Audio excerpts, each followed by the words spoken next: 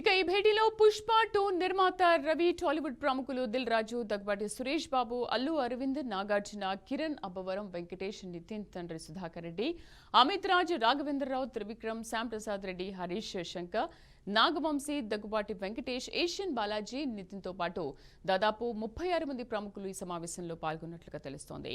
దీంతో పాటు సి కళ్యాణ్, వశిష్ఠ, సాయి రాజేష్, బోయపాటి శ్రీను సహా పలువురు ప్రముఖులు ఈ సమావేశానికి హాజరయ్యారు.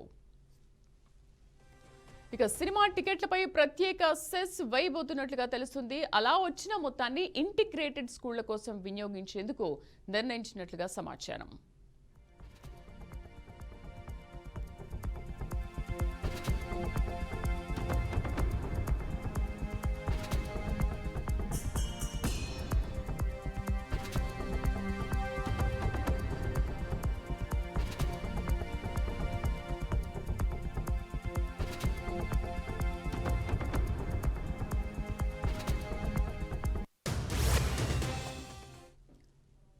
ఇక కుల గణన సర్వేపై ప్రచారానికి రావాలని ప్రభుత్వం కోరింది. అంతేకాదు యాంటీ డ్రగ్ క్యాంపెయిన్కు టాలీవుడ్ మద్దతు ఇవ్వాలని ఆదేశించింది.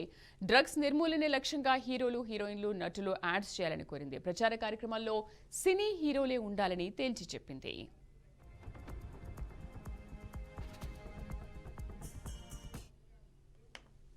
ఓవరాల్ గా ఈ మీటింగ్ కు సంబంధించి పూర్తి సమాచారాన్ని క్రాంతి అక్కడి నుంచి లైవ్ లో అందిస్తారు. క్రాంతి, సీఎం రేవంత్ రెడ్డితో ఇండస్ట్రీ పెద్దల భేటీ ఏ విధంగా కొనసాగుతోంది?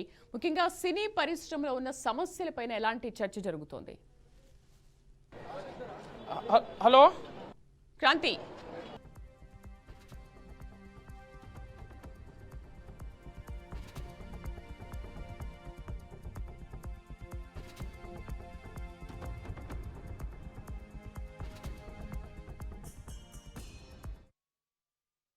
అయితే ఈరోజు ఉదయం నుంచి ఇది కూడా 9:30 గంటల నుంచి అయితే సినీ పెద్దలందరూ చేరుకోవడం జరిగింది. అయితే దిల్ రాజు FDC చైర్మన్ అయ్యాక మాత్రం చూసుకున్నట్లయితే ఇది మొదటిసారి టాలీవుడ్ సినిమా ఇండస్ట్రీకి సంబంధించిన మీటింగ్ అని కూడా చెప్పుకోవచ్చు. ఇటు ప్రభుత్వానికి, ఇటు తెలుగు టాలీవుడ్ ఫిలిం ఇండస్ట్రీ పెద్దలంతా కూడా దాదాపుగా 36 మంది చేరుకోవడం జరిగింది. అయితే దిల్ రాజు కావచ్చు, అల్లు అరవింద్ కావచ్చు, త్రివిక్రమ్ కావచ్చు, సురేష్ బాబు గారు కావచ్చు, ఇతరులు కూడా మొత్తం అంతా డైరెక్టర్ సంబంధించి కావచ్చు, ఇటు నిర్మాతల సంఘం అంతా మాత్రం ఈరోజు సీఎం రేవంత్ రెడ్డి గారిని భేటీ అయితే కొనసాగుతుంది అని కూడా చెప్పుకోవచ్చు. దాదాపుగా గంట సేపటి నుంచి ఇది కొనసాగుతుంది. అయితే సినిమా ఇండస్ట్రీకి సంబంధించిన వాళ్ళు దాదాపుగా 9:30 గంటలకే కమాండ్ కంట్రోల్కి చేరుకోవడం జరిగింది. అయితే ఆ తర్వాత చూసుకున్నట్లయితే 10:30 మాత్రం సీఎం రేవంత్ రెడ్డి కమాండ్ కంట్రోల్కి చేరుకోవడం జరిగింది. అయితే ప్రస్తుతం ఇప్పుడు గంట సేపటి నుంచి కూడా ఈ చర్చల అంశంలో కూడా చూసుకున్నా కూడా పుష్ప 2కు సంబంధించిన సంధ్యా థియేటర్ దగ్గర జరిగిన ఘటనపై మాత్రం కొంత సీరియస్ అయినట్టుగా కూడా తెలుస్తుంది. అయితే ఇది